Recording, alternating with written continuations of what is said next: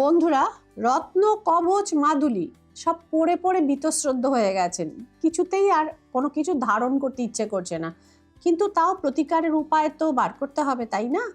তো সেক্ষেত্রে আমাদের বৈদিক শাস্ত্রে অর্থাৎ প্রাচীন ভারতীয় জ্যোতিষে অনেক ধরনের গাছের কথা কিন্তু মেনশন করা আছে, উল্লেখ করা আছে। সেখান থেকে কিছু গাছ আপনারা নিয়ে ঘর সাজান এবং ঘরের শান্তি বজায় রাখুন। নেগেটিভিটি তাড়াবেন কি করে? তাহলে একটি দুটি গাছের নাম বলে দিই।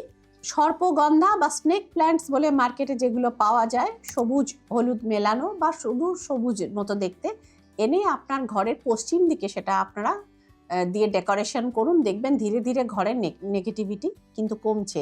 এবং পিস লিলি অর্থাৎ হোয়াইট লিলি বলে একটি লিলি ফুল হয়, বর্ষাকালে খুব বেশি রকম হয়, গরম থেকে শুরু করে বর্ষার মধ্যে।